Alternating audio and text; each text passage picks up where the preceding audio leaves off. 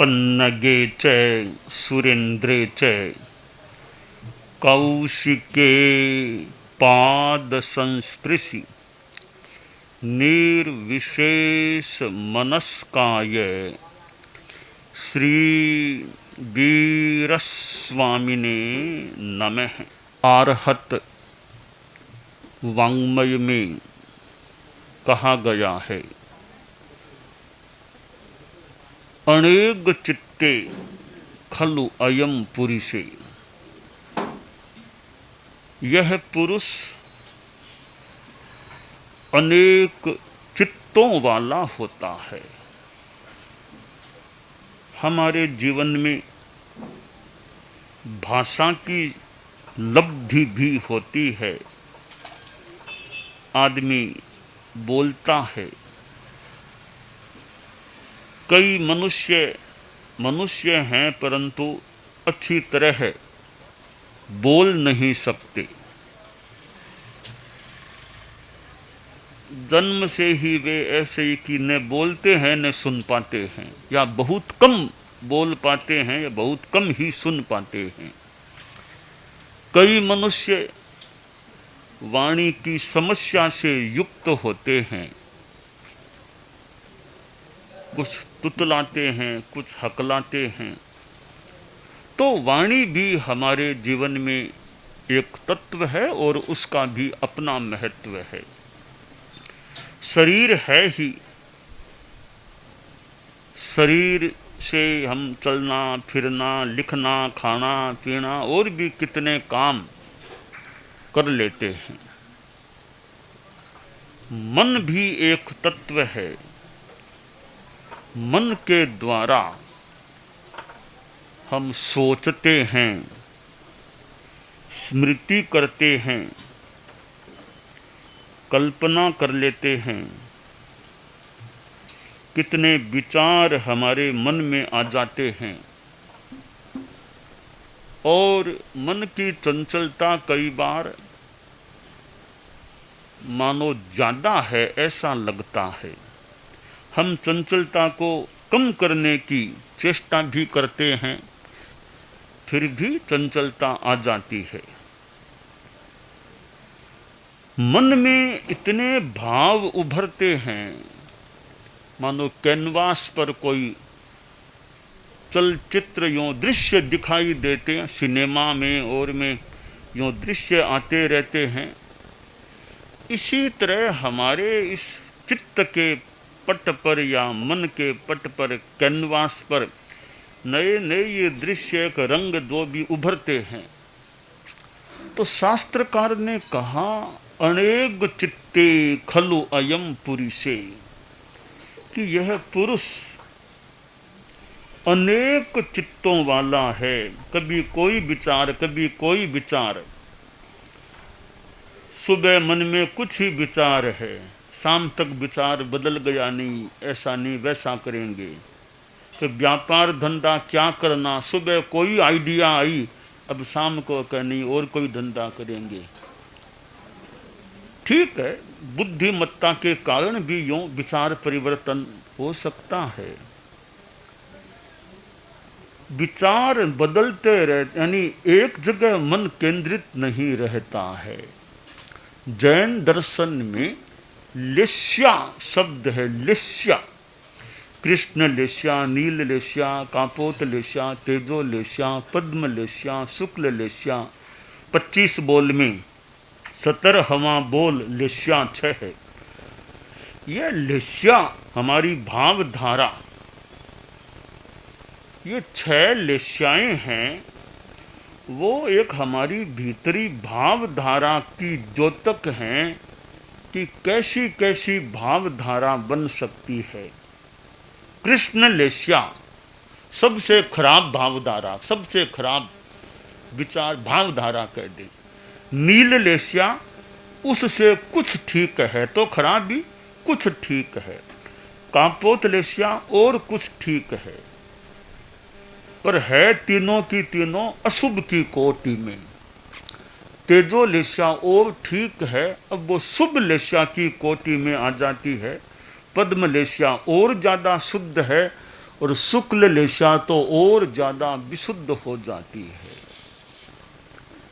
जैसे कोई एक कपड़ा गंदा है, उसको एक बार पानी से यूं धोया, थोड़ी गंदगी कम हो गई, दोबारा और सर्फ डाल के किया और गंदगी कम, और धोया और गंदगी कम। तो जैसे धीरे धीरे गंदगी कम और विशुद्धि कपड़े की बढ़ती है, वैसे 6 लेस्याएं हैं, उनमें क्रमशः अशुद्धि का कम होना और शुद्धि का बढ़ना, यह क्रम चलता है। तो यह लेस्या विचारधारा, भावधारा, सबसे बढ़िया 6 लेस्याओं में शुक्ल लेस्या, शुक्ल बिल्कुल सफेद निर्मल, शुक्ल लेस्या शुद्ध विचारधारा में, भावधारा में आदमी रहे तो यह चित्त या लेस्या हमारी निर्मल रहती है। लेस्या और योग, ये 2 चीजें हैं। श्रीमद् जयाचार्य ने झीणी चर्चा में यह लेस्या और योग पर वर्णन या विश्लेषण भी किया है कि जहां लेस्या है वहां योग भी होगा, योग है तो लेस्या भी होगी। ऐसा नहीं हो सकता कि लेस्या तो है और योग नहीं है। सामान्यतया मान लें, एकदम सामान्य रूपेण, जहां सजोगी तहां सलेसी, जहां सलस्य वहां संयोग भी है। तो यह योग और लेस्या का मानो एक सहचरत्व साम लगभग या पूर्णतया एक संबंध होता है। फिर भी योग और लेस्या में कुछ अंतर भी माना गया है।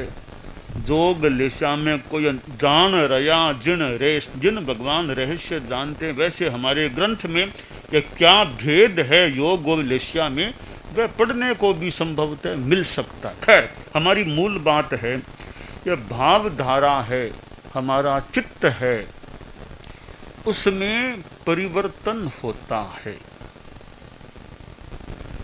हम प्रयास यह करें कि परिवर्तन भी हो तो शुभ का शुभ में ही परिवर्तन हो, अशुभ में न जाए। शुभ का शुभ में परिवर्तन कैसे? कि मन हो गया कि अभी तो माला जाप कर ले, नवकार का जाप करें, जाप में बैठे ही थे, फिर मुनवा भी आज तो थोड़ा आगम का स्वाध्याय करें, कल व्याख्यान देना और तो आगम पढ़ें, आज तो वो आगम पास में सहज में आया हुआ है। माला तो कभी भी फेर सकते हैं, माला फेरने के लिए कि मुझे पुस्तक की जरूरत नहीं है, दिन में रात में अंधेरे में माला फेर सकते हैं। अभी प्रकाश है, पुस्तक उपलब्ध है, अभी तो स्वाध्याय कर लें। तो पहले माला का फेरने का मन था, अब स्वाध्याय का। फिर सोचा रे स्वाध्याय ठीक, अभी तो बहुत लोग हैं तो कुछ व्याख्यान दे दूं, कुछ लोगों को सुनाऊं। तो किताब बंद कर दी, लोगों को तत्व ज्ञान बताना शुरू कर दिया। तो यह भी बदलाव तो हुआ, पर शुभ का शुभ में बदलाव हुआ, अशुभ में नहीं गया मन। तो शुभ का शुभ में बदलाव फिर भी मान लो ठीक है, और बदलाव हो तो अशुभ का शुभ में हो जाए वो भी ठीक है। अशुभ और अशुभ में या शुभ अशुभ में न जाए तो अच्छा रहे। भावधारा और ये लेस्या कैसे उत्कर्ष से अपकर्ष में या अपकर्ष से उत्कर्ष में आ सकती है। जैसे 14 गुणस्थान हैं, उनको 14 सीढ़ियों की तरह मान लें तो एक अपेक्षा से यूं लगता है 6 लेस्या को भी हम 6 सीढ़ियाँ, बड़ी बड़ी 6 सीढ़ियाँ मान लें। 6 सीढ़ियाँ, एक के बाद एक के बाद ऊपर 6 सीढ़ियाँ हैं। जैसे ये कई बार मंच के ऊपर चढ़ने के लिए थोड़ी सीढ़ियाँ होती है, मंच के ऊपर कई अस्थायी कई स्थायी का मंच है, थोड़ी सीढ़ियाँ है, तो वो मंच पर चढ़ने के लिए थोड़ी सीढ़ियाँ वो लेस्या के समान है। और ऊपरी मंजिल में जाने के लिए, फर्स्ट फ्लोर में जाने के लिए कई सीढ़ियाँ है, वो मानो गुणस्थान के समान है। तो ऊपरी मंजिल में जाने के लिए 13, 14, 15 कई सीढ़ियाँ चढ़नी पड़ सकती है। तो उसके समान तो गुणस्थान है। मंच पर चढ़ने के लिए थोड़ी सी सीढ़ियाँ 5-6 और 4-5, उसके समान ये लेस्या मानी जा सकती है। तो यह भाव धारा वह हमारी शुद्ध रहे, शुक्ल लेस्या में ज़्यादा से ज़्यादा हम रहें। और एक समय आता है साधक साधना करते करते अलेश्य बन जाता है, फिर कोई लेस्या रही ही नहीं। वह है 14वां गुणस्थान। गुणस्थानों में 14वीं सीढ़ी है जहाँ लेस्या की प्रक्रिया स्थिति सीमा समाप्त है और जीव आत्मा अलेश्य बन जाती है। और अलेश्य बनी है तो अयोग भी बन जाती है। अयोग और अलेश्य दोनों एक साथ साथ चलते हैं। तो यह गुणस्थान और लेस्या का जो क्रम है, आश्चर्य किसी थोड़ी बात यह है, आश्चर्य किसी कि पहले गुणस्थान में भी शुक्ल लेस्या हो सकती है और छठे गुणस्थान में भी कृष्ण लेस्या हो सकती है।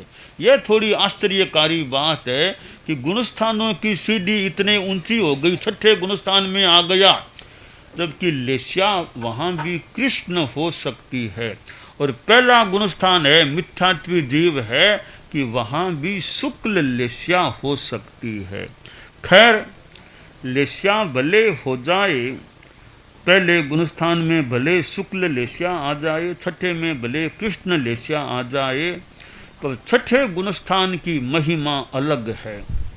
कहा तो यहाँ तक गया है कि भगवान महावीर भी छद्मस्थ अवस्था में थे कि उनमें भी 6 लेस्या हुंती जद वीर में हुंता 8वां ही क्रम।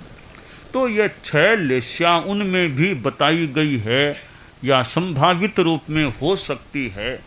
तो यह कृष्ण लेस्या, नील लेस्या, कापोत लेस्या, ये तीनों अशुभ लेस्याएं हैं। पद्म, तेजस, शुक्ल, ये 3 शुभ लेस्याएं हैं। तो हम अच्छे विचारों में रहें, गांव के लोग जो भी, कि हम लेस्या की बात को वो समझें न समझें, पर जीवन में ईमानदारी हो। यह भावना भी किसी के दूसरे की चीज है वो हम लेने का प्रयास न करें। दूसरों का हक मारने का, दूसरों का अधिकार हड़पने का वो हम प्रयास न करें। पैसा है, दूसरे आदमी का पैसा है, उसको हड़पने का, अपनी जेब में डालने का हम प्रयास यथासंभवतया गृहस्थ न करें। चोरी से बचने का, दूसरे की चीज है, पर धन धूल समान, पराया धन धूल के समान है, वो नहीं चाहिए। तो यह ईमानदारी हो, इसका मतलब अच्छी भावधारा, अच्छा विचार, अच्छी चीज है। और अहिंसा की भावना कि दूसरे को जानबूझकर तकलीफ देने का फालतू प्रयास नहीं करना, हो सके तो किसी का कल्याण करने का प्रयास करें, किसी को पीड़ा दुख न पहुंचाएं। कहा गया परस्य पीड़ा न कायब्बा, दूसरे को पीड़ा नहीं पहुंचानी चाहिए, दूसरे को तकलीफ नहीं देनी चाहिए। एक कुत्ता भी सो रहा है शांति से, बिना मतलब उसको भी जगाने का, भगाने का, उठाने का प्रयास, बेचारा शांति से सो रहा है, हमको भी तो नींद आती है, हम भी तो आराम करना चाहते हैं, तो कुत्ता भी तो आराम करना चाहता, बेचारा आराम कर रहा है, बिना मतलब कुत्ते को उठाने का क्यों प्रयास करें। तुम कबूतर भी बैठा है, उसको भी बिना मतलब तकलीफ हमारी ओर से न पड़े। कीड़े मकोड़े हैं, उनको भी कहीं भी फालतू मर न जाए कि कीड़ा दिख रहा है फिर भी उसके ऊपर पांव रख दिया, ऐसा क्यों करें। जब कीड़ा हमको दिख गया, कीड़ा चल रहा है, जानबूझकर उसके ऊपर पांव रख करके क्यों चलें, वो भी तो प्राणी है, उसको भी तो तकलीफ पड़ सकती होगी। यूं दूसरे जीव को कष्ट नहीं पहुंचाना, यह अहिंसा की, कि मुझे तकलीफ होती है, कोई दूसरा मुझे कुछ करे, पैर की लगा दे और करे, मुझे कष्ट हो सकता है, तो दूसरे प्राणी को भी कष्ट हो सकता होगा, तो मैं दूसरे को कष्ट न पहुंचाऊं। और जीवन में संयम रहे। यह शराब, सिगरेट, बीड़ी, खैनी, गुटखा आदि आदि नशीली चीजें हैं, इनके सेवन से बचने का प्रयास हो कि नशा नहीं करना। टाइम मिले तो प्रभु का नाम लें, अच्छा कोई स्वाध्याय करें, कि नशे में टाइम लगाए फिर पड़ जाए आदमी कि शराब पी लिया और पड़ गया, और न उसको शुद्ध बुद्ध है कि कुत्ता मुंह चाटने लग गया है। शराबी आदमी सड़क पर ही कहीं पड़ गया, अब कुत्ता आकर के उसका मुंह चाटता है मतलब ऐसी स्थितियां हो सकती है। और जेब में थोड़े पैसे थे, कोई गांव का आया, जेब वो तो पड़ा है, होश है नहीं उसको, तो शुद्ध बुद्ध नहीं, तो वो जेब में से पैसा निकाल के भी कोई दूसरा ले गया, तो कितनी हालत खराब हो सकती है। और सबसे बड़ी बात है भाई, असंयम आदमी नशे के रूप में असंयम क्यों करें। मान लो दूध आदमी पिए, एक समझ में आ सकती है, चाय भी पिए तो मान ले सा आदमी चाय पी ली, फिर शराब क्यों पी। दूध बेच करके पैसा लाता है, शराब खरीदता है। दूध बेचा, पैसा मिला, अब शाम को वो कहीं जाकर के ठेके आदि शराब, तो दूध तो बेचा, घर में गाय है, गाय का दूध तो बेचा है, शराब खरीद के लाया है। तो है आदमी की अपनी अपनी वो लत आदत पड़ जाती है। तो ये ग्रामीण लोग हैं, गांवों में रहने वाले हैं, गांवों का भी अपना जीवन है। कई बार तो ये शहरों का जीवन अपने ढंग का है, गांवों में शांति, स्वच्छता, एक ज़्यादा कोई ट्रैफिक की इतनी नहीं, ज़्यादा धुआंधार नहीं, और अपना शांति का जीवन है, अच्छी हवा आ रही है, अपना अच्छा काम करे आदमी, अच्छा नाम ले, धर्म का जीवन जिए। तो गांवों की अपनी महत्ता है, शहरों की अपनी स्थिति है। शहरों में तो भागम भाग, वाहन कितने दौड़ते हैं, सड़कें कितनी व्यस्त रहती है शहरों की, भागम, ऑफिस जाओ, वहाँ जाओ, भागम। गांवों में आदमी को थोड़ा खेती बाड़ी जैसे करने के लिए वो काम धंधा, आपका शांति का जीवन है, अच्छा आदमी काम करे। तो गांवों में प्रदूषण मुक्तता भी मिल सकती है। कई बार शहरों में वो इतना प्रदूषण भी, कई बार के इतना माहौल, वातावरण खराब हो गया प्रदूषण से, और से दिल्ली में और में शहरों में श्वास के साथ पता नहीं क्या क्या अंदर जाता होगा। तो गांवों का अपना जीवन है, यह तो फिर भी बाह्य बात है। गांवों में आदमी रहने वाला साथ में धर्म की साधना करे, अच्छा जीवन जीना, सदाचार का जीवन जीना, और धार्मिक आध्यात्मिक साधना में भी समय लगाना। और कई बार गांवों के लोग अगर स्वास्थ्य ठीक है, शहरों में तो डॉक्टर हॉस्पिटल, वो दिखाओ वो जाओ। गांवों में प्रकृति से स्वास्थ्य ठीक है, न डॉक्टर के जाने की अगर बात है, न अपना आराम से शांति का जीवन जीना, धर्म ध्यान करते रहना। तो यह भावधारा, विचारधारा, विचार आदमी का अच्छा रहे, सद विचार सदाचार, सद विचार सदाचार, विचार अच्छा रहे और आचार अच्छा रहे। तो यह संतों का आगमन जो होता है वो भी बढ़िया बात है। गांव में त्यागी संतों का आना, सत्संगत करना, थोड़ी संतों की वाणी, कल्याणी वाणी सुन लेना, यह भी ऐसे अच्छी बात है। क्योंकि संतों की संगति भी हमेशा मिले न मिले, तो संतों की संगति मिलती है। और जो मार्ग में सेवा में आते हैं उनको तो दिन में कई बार यूँ संतों साथ चारित्रात्माओं के आसपास रहने का, सेवा करने का, रास्ते में आसपास चलने का और का मौका मिलता है। तो शहरों में रहते हैं, वहाँ तो कितने जा पाए संतों के पास, यहाँ तो और कोई विशेष धंधा है नहीं, यही सेवा का, धर्म ध्यान, समाई करो, सेवा करो, गोचरी का और का काम दे। तो ये मार्ग में सेवा करने वालों को भी चारित्रात्माओं की संगति का अच्छा मौका जो सुलभ होता है, वो अपने गांव में जितना मौका नहीं मिले, कई बार शहरों में मौका नहीं मिले, उतना 5-7 दिनों में इतना मौका मिल सकता है।